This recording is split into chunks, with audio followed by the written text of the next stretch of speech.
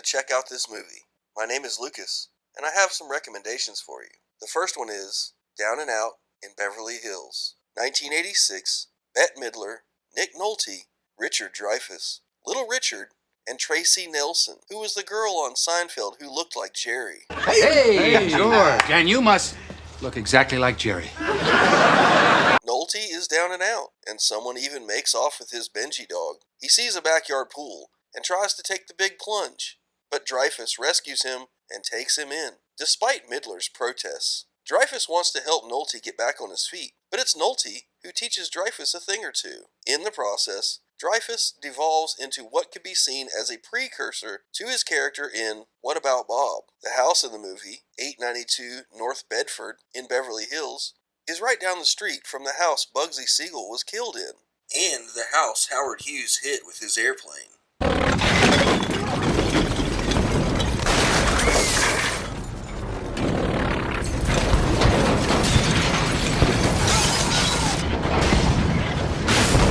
There goes the neighborhood. City by the Sea, 2002. De Niro, James Franco, Frances McDormand, William Forsythe, and Eliza Dushku in once thriving, now decrepit, Long Beach, New York, filmed in Asbury Park by the old casino.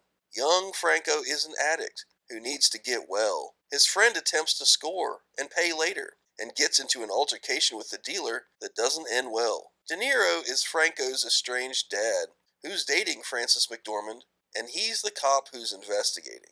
William Forsythe is intimidating as a friend of the drug dealer seeking revenge. You wouldn't know anything about that, would you? Eliza Dushku is Franco's ex, and she's gotten clean, but now she's dragged into this harrowing suspense. The Wonderful Story of Henry Sugar, 2023. Directed by Wes Anderson, starring Benedict Cumberbatch and Ben Kingsley. Wonderfully narrated and shot like a stage play with interchangeable and beautifully made backdrops. A rich man, Good evening, Mr. Sugar, said the man behind the desk whose job it was to never forget a face. happens upon a tale from 1880s India, in which a yogi achieved an ability that he could convert to win at the casino. In this ear-to-ear smile of a 38-minute short film. A terrific piece of information. This could change my life.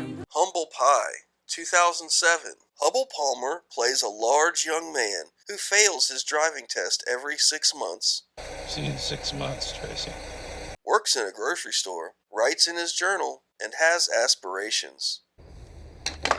He goes to a play, and after witnessing Stephen Baldwin's command of the stage, Attend the tale of lovers three, of sisters twain and a rogue. That's me. he gets the acting bug and begins attending his drama class. Think I've figured out what I'm supposed to be? For his first assignment, his teenage co-worker asks him if he will impersonate his father at a parent-teacher conference. I'm as potent as pecani sauce. And he nails it in this soul-searching indie film. I have a knack for relating to teens. I mean, even rowdy teens. Tracy, you hated being a teenager. What makes you think you can relate to them? They get me, and I get them. It's that one heart in the right place can make a world of difference. Another You, 1991. Richard Pryor and Gene Wilder. Wilder is a compulsive liar who is re-entering society, and moocher Richard Pryor, for his community service, is supposed to help him get on his feet. I understand that they put basil on everything now. I'm very fond of basil. I think basil is an herb whose time has truly come. Once Wilder begins to lie, he can't stop. Do you have any idea what this man has done for me? It was nothing. Pulling me out of that explosion was nothing? What explosion? And becomes like another person. In fact, everyone thinks he is another person. Honey! Abe! Hello, Russian. Hey, you two. Hey, Eddie, Al, this is Fred Nesselmertz. Oh, God! Oh. But you were in South America, was it? El Salvador. Dropping live oxen from 30,000 feet on the guerrilla forces. No. Yeah.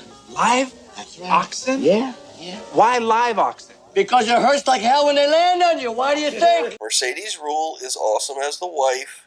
What have you got to say for yourself? Kevin Pollak does some good impersonations as an institutionalized patient. On behalf of my entire crew, Spot, Bones, Scotty, go where no man has gone before. For Christ's sake, yourself. I think he gets the point. The subway ghost from the movie Ghost is a dentist. Get off my train! and Vanessa Williams is a sultry secretary in this R-rated for language comedy. What a Way to Go, 1964. Shirley MacLaine, Dean Martin, Robert Mitchum, Dick Van Dyke, Paul Newman, and dozens of others in this over-the-top production. MacLaine is being courted by Dean Martin, a haughty businessman who owns most of the town. Hey, you better let your mom know that the payment's due on her refrigerator. Except the property of humble and happy Dick Van Dyke. MacLaine much prefers the simple life and marries Van Dyke. He finds new ambition to provide a better life, but becomes utterly consumed by business and neglects his marriage. I have the reservations for our vacation. I'm sorry, honey, that'll have to wait till next year. But that's just the beginning of this cute and creative comedic search for true love. The performances, the dialogue, the costumes, and the sets are the pinnacle of show business, and all at such a bargain. It's free to watch on YouTube. Christmas Eve. Evil? 1980.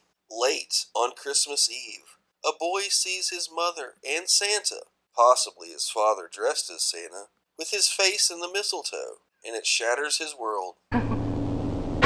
Later, as an adult, he is both severely depressed and, oddly enough, obsessed with becoming Old Saint Nick, with some of the most impassioned descent into madness acting that I have ever seen.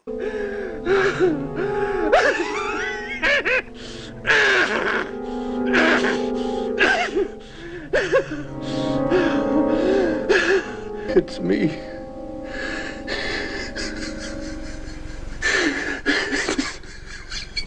It's me.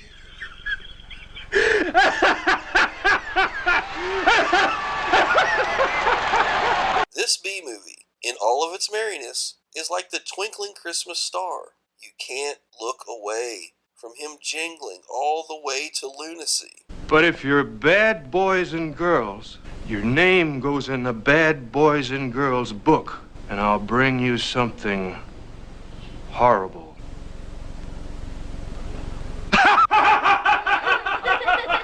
World in My Corner, 1956, Audie Murphy. America's most decorated World War II soldier is a struggling young boxer who is let go from his industrial job and doesn't want to die young in the mill like his old man.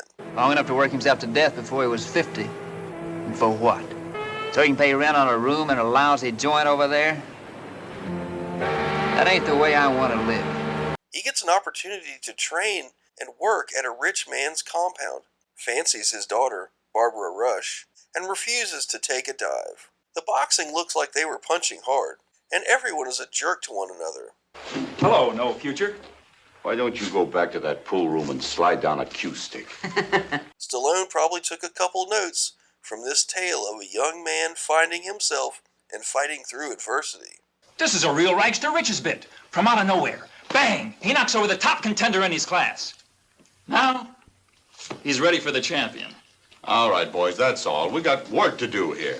The Devil at 4 o'clock, 1961. Hi, Paprika. Grab a seat, Paprika. Where are you going? Are you a golfing kitten? What are you doing, Paprika? Paprika. Now you're licking your paw? Paprika, honey, your butt's on television. The Devil at 4 o'clock, 1961. Spencer Tracy and Frank Sinatra. Old Blue Eyes is part of a prisoner transport on an airplane to Tahiti, or so they think. Hey, that ain't Tahiti. Instead, they make a stop at a small island where Spencer Tracy is a fiery but compassionate priest, and he intends to put the convicts to work and train his replacement. We'll put them to work. They look able-bodied. Well, they're only staying overnight. Learn this now. You grab whatever you can around here for labor. You grab it or you beg for it. Most of the labor you get will be convict labor. Don't be sensitive. I see. No, you don't see. But you will soon enough. Did I mention there is an active volcano on the island? Style Wars, 1983, is a legendary graffiti documentary on YouTube. This is the 2001 A Space Odyssey of graffiti, the roots of hip-hop, and grungy, authentic, low-budget documentary videos. I saw a clip of Men 1 on TikTok. A young-looking kid in 1983 talking about graffiti art on subway cars in the Bronx and Brooklyn in the 70s and 80s. It was a war zone then, but he was talking about the elevation of the passion, the territories, and working with other like-minded spray paint artists. That's why graffiti's ruined. Like Cap ruined the 2s and 5s. The 2s and 5s used to go to the 2 yard. It would be like a masterpiece art gallery of burners from all these dudes from the Bronx and Brooklyn with deaf wild styles. Now you go to the 2 yard, it's all destroyed. This guy named Cap with his Lucille Ball hairdo, all your burners. Those times are gone, and the subways in New York City are clean. There were remnants when I was last there in 2002, and I also recommend the Graffiti Museum and adjacent corridors in Miami. Aunt Mary, 1979, starring Martin Balsam and Gene Stapleton, who was Edith from All in the Family. This forgotten baseball gem is set in Baltimore in 1954, when the St. Louis Browns became the Orioles. You know, Johns Hopkins on Monument. Aunt Mary Dobkin, a real person with a passion for baseball, coaches a ragtag group of neighborhood kids. Play ball! Pitcher! Like the Bad News Bears, the Dobkin Dynamites learn the fundamentals and sportsmanship in a bid to compete with the existing Little League clubs. In this true story of an inspirational lady and boys that need inspiring, I stumbled across it because I was wondering who the kid was who tried to steal from Ray Charles's music store in the Blues Brothers. Need pianos, amps, mics, the works. Now go on, get. And it was on actor Devereaux White's resume. When his character joins the team, racist townfolk try to intimidate. I'm just Clyde Hopper, poor white trash. Well, you ought to know. So when they take the field, it's like Jackie Robinson all over again. There's so many good lines in this touching movie. The world doesn't make any sense. Yeah, Social Security. They expect us to live on it. It's crazy. And you can't get it unless you're 65, and you can't survive on it unless you're 25. And the scene where the doctor, Harold Gould, tells his compassionate joke is superb acting, complete with a circling camera. The Unforgiven, 1960, Audrey Hepburn and Burt Lancaster. Forever stunning, Audrey Hepburn lives on a ranch with her mom and really rides her horse.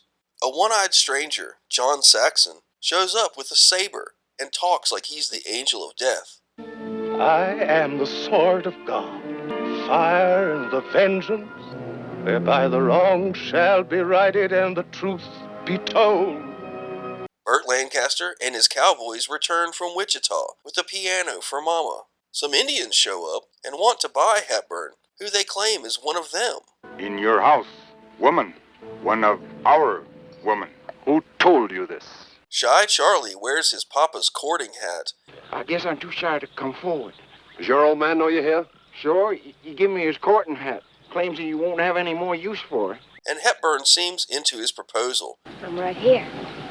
You ain't about to shoot Charlie, are you, Ben? I've been thinking about it. Well, aren't you going to kiss me, Charlie? Well, ain't he kind of close?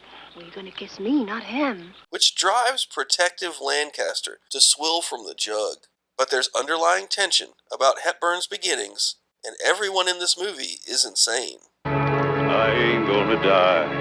You'll burn to devils! You're gonna burn on the day, devil! I hope you enjoyed these recommendations. All of these movies are on YouTube for free, except for The Magical World of Henry Sugar, which is on Netflix. Thank you for watching. Check out this movie. Please like and subscribe, and we'll see you on the next one. What's that candy wrapper doing there? Don't you see it? Well, pick it up! What's that candy wrapper doing there? Don't you see it? Well, pick it up! Bonus car crash. This one's from Dixie, Dynamite, 1976.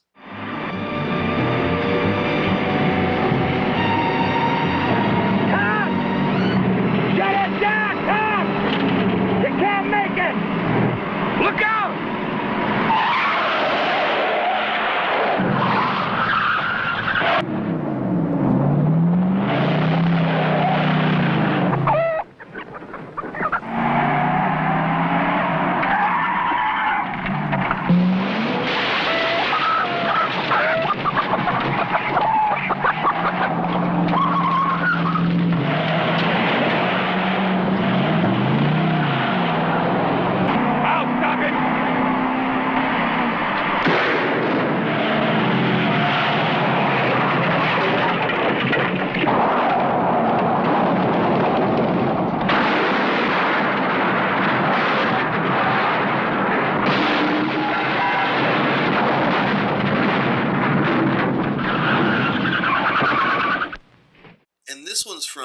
Mr. Deathman, 1977.